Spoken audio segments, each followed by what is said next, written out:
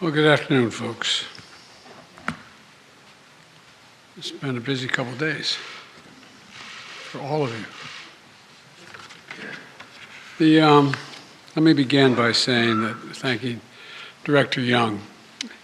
You know, you've heard me say this before over the years. My dad had an expression. He said, "Don't tell me what you value. Show me your budget. I'll tell you what you value. Don't tell me what you value. Show me your budget." So there is exciting news. If you've been waiting for a fourth stimulus check, well, you may be online. You may be ready to receive a payment worth up to $1,000 this month. Democratic lawmakers in the Senate are making some huge developments on Biden's agenda. Manchin has just put forward a new relief proposal, everybody, so make sure to continue watching this video to find out when you can expect to receive the fourth stimulus check. So here's some big news. We could see Senate Democrat Manchin support President Biden's agenda very soon. Senate Democrats are now laboring to address a big demand from Senator Manchin of West Virginia, the Democratic holdout that has been an obstacle in the way of passing the bill to President Biden's desk for his signature. In recent days, Democrats across 4 committees scheduled hearings on major planks of the shelved social and climate spending legislation like child care, clean energy, and in-home care for the elderly. Today, the Senate Health, Education, Labor, and Pensions panel also held a hearing on child care and universal pre-K. Senator Patty Murray of Washington told reporters, "Let's lower child care costs for as many working parents as we can. Let's offer parents more options." Other panels holding hearings in the coming days include Senate Aging and the Senate Environment and Public Works panel. The Senate Finance Committee also had a hearing on lowering prescription prices last week. So Manchin, everybody, has long prized bipartisanship, urging Democrats to seek Republican votes on other parts of their agenda, like expanding voting rights bills. But he was left with little to show for it and last summer ended up opposing bypassing the 60-vote threshold for Democrats to approve a set of bills. Republicans are also lined up in opposition to Biden's economic package. They have criticized its plan and tax hikes on the wealthy and large companies, along with its spending to transition the U.S. away from fossil fuels towards cleaner energy sources. But this hasn't stopped Manchin from urging Democrats to set up hearings on the House-approved Build Back Better bill. Democrats cannot sidestep Republicans and approve the spending plan on their own, without full Democratic support in the 50-50 Senate. The conservative West Virginia Democrat has provided mixed signals about his priorities. He sketched out a slimmer bill that's more focused on prescription savings, stepping up tax on the rich, climate-related spending, and deficit reduction to get his vote. Now, it's also known that Manchin does support passing the extension of the monthly child tax credit payments, and he wants some changes to be made.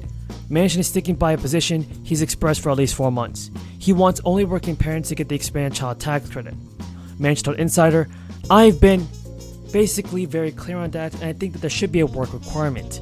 So the move to require proof of taxable income would actually lock out the poorest families, and those without income at all, or not enough to file federal income taxes, from being able to receive checks under the expanded child tax credit.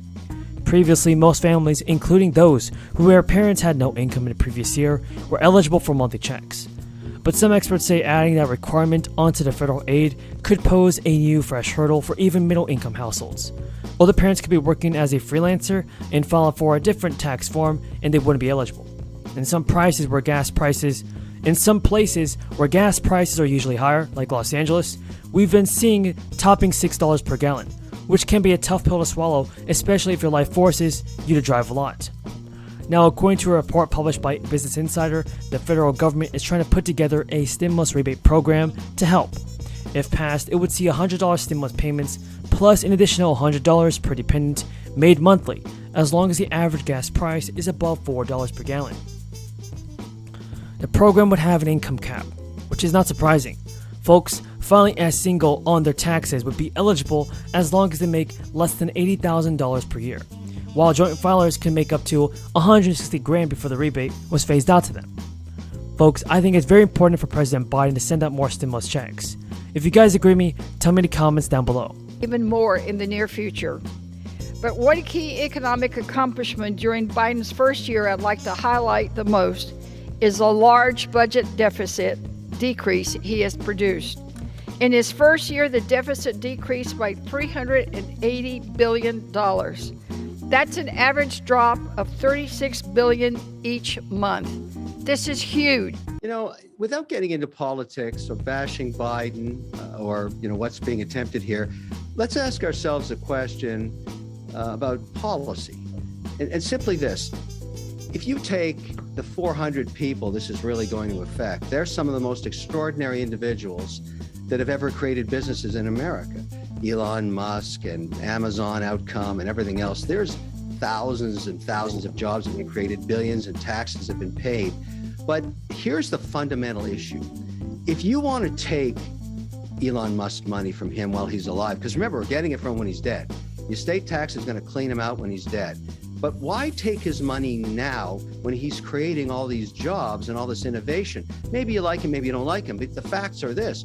He took the excess capital from creating a brand new industry in electric cars and went into space in a way that the government never could.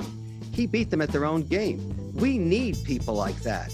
This is un-American, this idea. It's fundamentally against 60% of the economy, where the companies I fund, the men and women who create family businesses, are vehemently opposed to this, regardless of what side of the aisle they're on. Hey, Kevin, I'm with you on this, but then you said we'll take it to death. The truth is we won't. So if you're happy to support... In the months since negotiations began around the Build Back Better, the case for the legislation has only become more urgent. There is agreement among the Senate Democrats on significant parts of this bill. Climate action, the care economy, and taking on prescription prices and lowering healthcare costs. There is agreement on the need to reduce rising costs facing ordinary Americans, and that is exactly what the Build Back Better does. So I definitely support passing President Biden's Build Back Better bill by March 1st. Lawmakers have had enough time to stop playing games, and it's time that they finally take action for the people. All Democrats, including Joe Manchin and progressives like AOC, need to come to an agreement on the spending bill this week. The Congressional Progressive Caucus leaders have been a leading force at the negotiating table for months on deadlines to pass a massive spending bill. Progressive office holders have consistently urged two centrist holdouts in the upper chamber, like Manchin and Sinema, to get on board with this with the rest of the Democratic caucus and a majority of House Democrats ready to pass President Biden's signature and his new bill. House Representative Pramila Jayapal has listed several issues that have escalated recently. They're hurting people, and explained how Biden has a chance to tell voters that he worked with congressional Democrats to fix some of what has been broken. It is clear that needed relief cannot be delayed any longer. Nancy Pelosi and other lawmakers in the House have already passed a funding bill. In this bill, everybody can help many people across the nation. Thank you, Mr. Chairman. I didn't come here to talk about SALT, but since the ranking member raised it, let me just say, if I was Pennsylvania, I'd like the way things are. Pennsylvania gets $15 billion more from the federal treasury than it contributes to the